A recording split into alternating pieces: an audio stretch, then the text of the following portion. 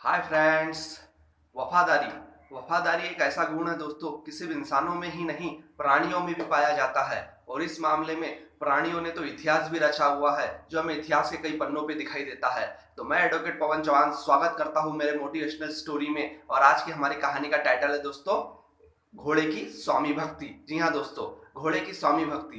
तो आज हम बात करेंगे ऐसे घोड़े की जिसने इतिहास रचा है। तो चलिए स्टार्ट करते हैं आज की हमारी कहानी। एक समय की बात थी, एक घोड़ा था और उसका एक स्वामी था। वो दोनों भी एक बार युद्ध के लिए गए थे। युद्ध बहुत ही भयानक दौर से चल रहा था, जिसके चलते हुए घोड़े का स्वामी यानी उसका जो मालक है वो बहुत बुरी तरह से घायल हो गया था और घोड़ा भी बहुत घायल हो गया था। दोनों भी इतने घायल हो गए थे जिसकी कोई हद नहीं। और समय रहते ही घोड़े को ये बात ध्यान में आई कि अगर युद्ध के अंदर सूझबूझ से काम न लिया गया तो मेरे स्वामी के प्राण भी जा सकते हैं, और प्राण तो उस घोड़े की भी जा सकते थे। पर उसने अपनी जान की परवाह न की और अपने स्वामी को एक गांव की ओर ले जाने की उसने सोची, जहां उसका इलाज हो सके।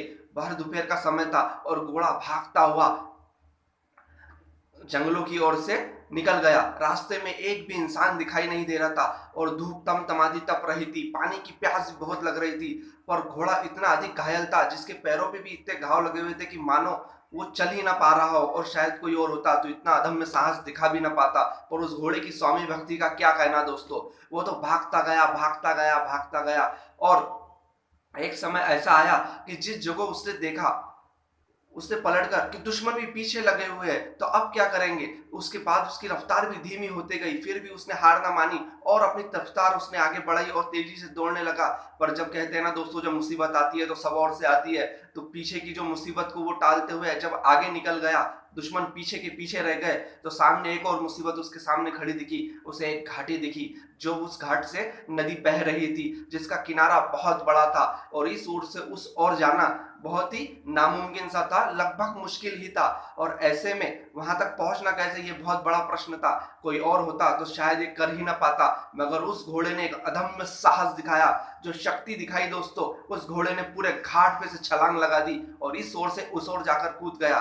कूदते समय ऐसा हुआ दोस्तों, उसने बहुत ही सावधानी पूर्वक अपने मालिक की, अपने स्वामी की जान तो उसने बचा ली। पर जब उस घोड़े के पैर दूसरे किनारे की तरफ गिरे तो उसके चारों पैरों के घुटने टूट चुके थे और वो तड़प रहा था। घोड़ा इस तरफ गिरा और उसका मालक उस तरफ गिरा, और घोड़े की आंखें अपने मालक की ओर ही ध्यान थी और घोड़ा अपनी अंतिम सांसें गिन रहा था, बस इस सोच में कि कहीं मेरा मालक सही सलामत तो है या नहीं। और जैसे ही समय बीता और उस मालक को जब होश आया तो उसने यहाँ वहां देखा, तो उसे पता चला कि हम कहीं दूर गिरे हुए हैं और घोड़ा भी एक ओर से उसे देख रहा था। घोड़ा बहुत ही तड़प रहा था, इतना भयानक और तड़प रहा था जिसकी कोई हद नहीं। और उसकी आखिरी सांसें भी वो घोड़ा गिन रहा था। जैसे ही मालक उठा और उस घोड़े का सर उसने अपने गोदी में रखा और उस पे सर पे से जब हाथ घुमाया घोड़े के, तो घोड़े ने अपनी अंतिम सांसें गिनी और अपने प्राण वहीं त्याग दिए दोस्तों। और घोड़ा मर गया और घोड़े ने एक इतिहास रचा, मरते मरते अपने स्वामी की जान बचाई। तो जी हाँ दोस्तों, मैं इतिहास के उस घोड़े की बात कर रहा हूं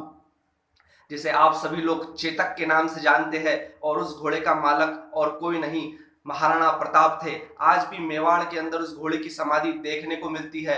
मोरल ऑफ द स्टोरी ये है दोस्तों कि वफादारी एक ऐसा गुण है जिसे हर इंसान ने अपनाना चाहिए। और हमें दोस्तों ये बात ध्यान देनी चाहिए कि अगर एक जानवर वफादारी कर सकता है तो हमें भी एक निष्ठ रहना चाहिए। जो व्यक्ति हम पर विश्वास करता हो, हमें उस पर भी उसके विश्वास को कायम रखना चाहिए। और हमारी कहानी का मोरल और तात्पर्य ये था कि उस घोड़े ने जो अपना वफादारी का गुण दिखाया, वो सभी के लिए एक उदाहरण रच दिया, जिसकी वजह से आज उस घोड़े को इतिहास में बहुत सम्मान मिलता है और उस घोड़े का नाम चेतक है दोस्तों। तो आज की हमारी कहानी को मैं यही विराम देता हूं, मिलते हैं नेक्स्ट वीडियो में।